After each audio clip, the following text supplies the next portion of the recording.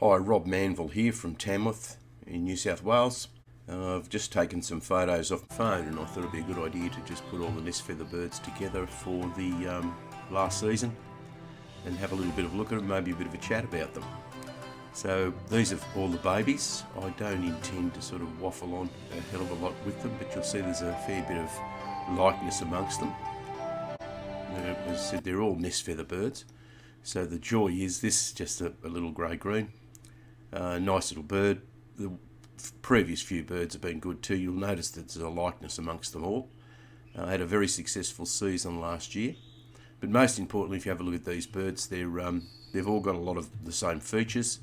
And if you guys can remember that a bird is basically the frame, the feather, and whatever features you can hang off of those. So a couple of important things are that you need to concentrate on what you're doing. Don't let, what you think is right may not necessarily be right. So, and the other thing is people continue to buy birds in, and I don't think that that's a good recipe. If you've buy a bird in, you've got to have a reason for it. And then, of course, the next thing is how long do you use it for before you move on. But anyway, we'll move on with a few, and you'll have a look at these guys. That's a lovely little barhead. So these are a few more babies in the nest. Beautiful grey-green. Lovely cobalt. Cinnamon. Beautiful bird. We'll stop it at that. Just so you can have a look at a couple of these birds. You see here that these are nestmates. One's a grey and one's a cobalt. Both beautiful budgies. If you have a look at them, you'll see there's a bit of a different feather on those. Like this one on the right has got a nice deep mask. Still the same sort of feathering around the top end. But you'll see the other one's probably not quite as good in the mask. So what do you do with birds like that? Well, the first important thing is that you need to have a bit of an understanding on how feathers interact with each other, and that you don't keep putting together the same sort of feather. Concentrate on maybe putting a wider feather to a longer feather, so you're breeding a combination of both. Obviously in chasing the features, but if you continue to put wide feathers together, you will end up with the birds getting a wider feather, but there is a tendency for the feathers to shorten, hence the short masks. And the idea is don't continue to put long feathered birds together either. I mean, obviously if you've got long wide feathers, that's fantastic. But if you've got just long feathers and you keep putting long feathers together, you'll get the tendency to end up with a longer, narrower feather. Then you lose the bulk of the bird. Of course, you start losing those features. So the features are as the deep mask, the thing over the head. Does the bird on the left make the breeding team? It may be, maybe not. Depends on whether it's a cock or a hen. If it's a hen, I'm a little bit more lenient on them. But the deal is I guess that it's more important to have birds with good backgrounds. Like obviously these birds have good backgrounds because you can see that they're capable of throwing the same birds over and over again. Probably in the last 20 years, I guess I've only bought in maybe half a dozen birds. They've proved to be useless, or most of them have. Poor breeders. Like some won't fill eggs, and then it's a nightmare. So I think in a lot of cases you've probably got some good birds at home or in your own aviaries where you don't really need to go out and buy them. What you need to do is really concentrate on them, have a look and see what you think there's birds there that you may be able to use. But anyway, these guys are beauties. I love them. The grey on the right's sensational. So there's another grey out of the same nest. Not a bad bird. That's all right, little spangle. That's going to be a howler, that thing. Just gorgeous. This is worth stopping on now. This bird is a bit of a deception. Like, you'll have a look at this bird. It has a lot of shoulder, a lot of top end, beautiful mask. The feather on it is magnificent. But what I want you to understand is that not necessarily a buff feathered bird. So, as we said before, frame, feather, and features. And so the features themselves come as a combination of the frame and whatever. But you'll have a look at my birds in particular. I've spent many years trying to put beautiful depth of shoulder, so from front to back. They all have beautiful back skull. And a lot of people don't understand that there's actually an interaction between all of these different things like back skull and good back line, Without backscale, you can't get a decent shoulder on them. Without a decent shoulder on them, you can't get the width. Without the width, you can't get the width of face. With this thing, though, that's a beautiful budgie.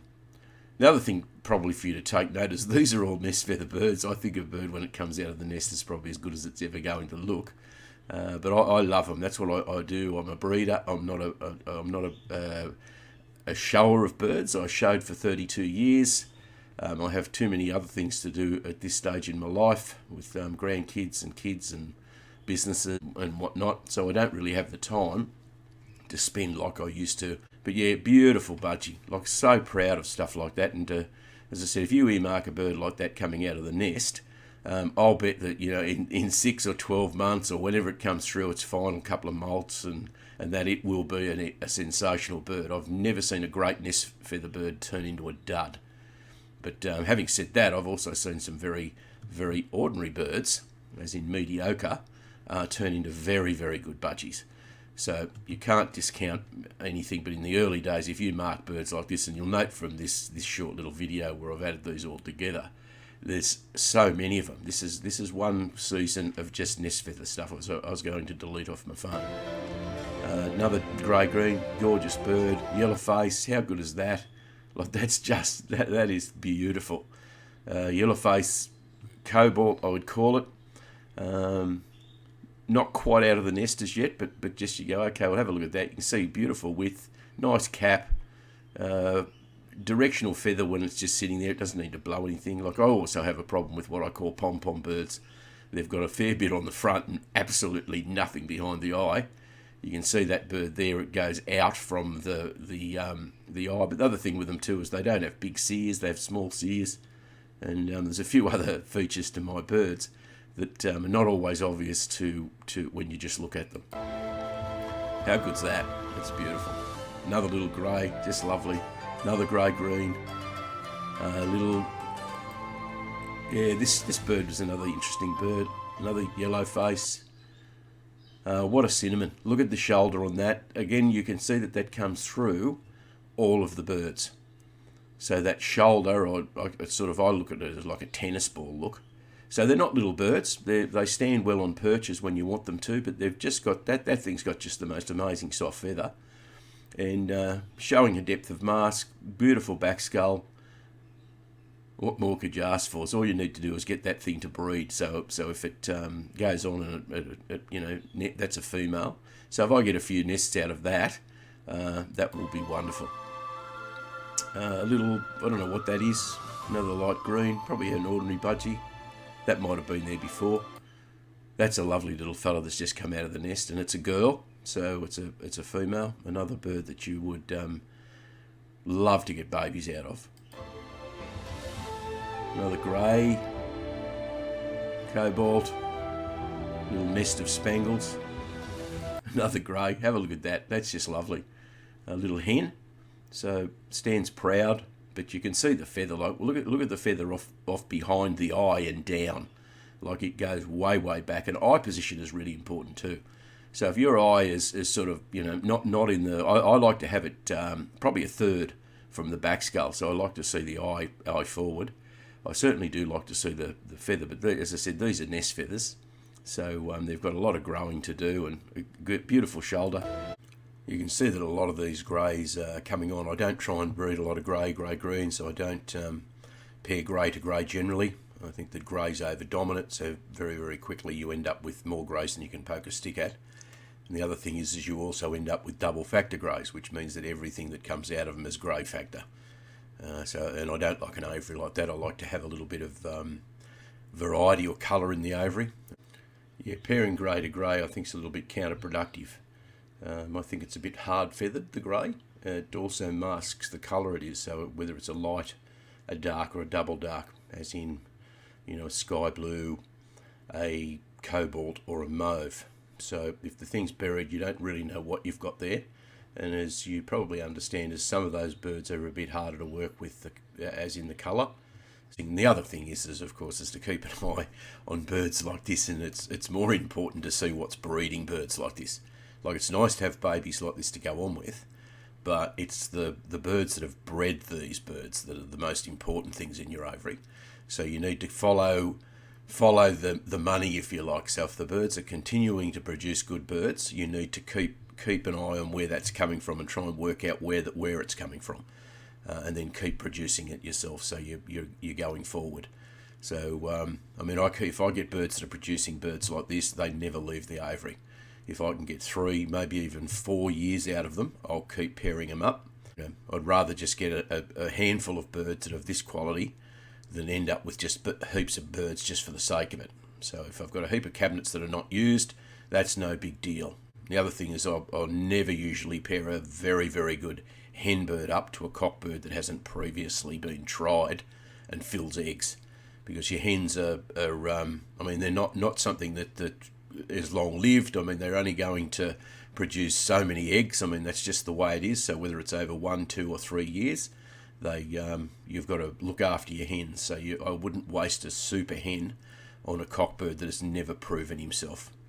Anyway, that's just my thoughts on that. So you can do whatever you like, obviously, but I think that's the way to go. And you don't, as I said, numbers are not everything. It's all about trying to produce quality. Here's a nice pair of siblings, brother and sister out of the same nest. Just starting to break their cap, these ones. You can see the bird at the back. He's the cock bird. Lovely bird, big shouldered, nice feather. Got a lot going for him. A little bit short in the mast maybe. And then you have a look at the hen down the front. Got everything going for a great face. Good deep mask. Very interesting feather on this one. But if they weren't brother and sister, and if they weren't grey, they would be an ideal pairing. So what you're doing is you're enhancing the good features on both birds and hopefully picking up a little bit of extra. So if you could maybe put the cock bird at the back and put that little bit of extra length of feather that the hen's got at the front, that's probably what you're looking for. So I like to do things like that, as I call it, seesawing between the feathers. So always sort of trying to enhance what you already have, and then get a little bit out of it if you're lucky. Another nice bird. Look at that. That's gorgeous. Another nice bird. Another nice bird. That's all right. Bit on the lower side. Another lovely bird. Yellow face. Beautiful. Lovely. Maybe one of those other greys earlier on. There's a nice little cobalt. Spangles. That bird's been there before. I think that's beautiful. Nice light green. Little grey green. Another grey. Like there's a few of them there. There's another one. Beautiful buff grey. That light green. That's the same bird, I think. It's there's just a nest that have popped out, bits and pieces. Long body thing. Another grey. Nice little spangle. I like this little fella. Like you can see that it's got good feather by the amount that's sort of hanging around its feet there. But that probably grew on to be a good bird. Not all these birds are still here too, by the way, so they're probably in other people's aviaries. I obviously keep the best and what I think's going to take me forward.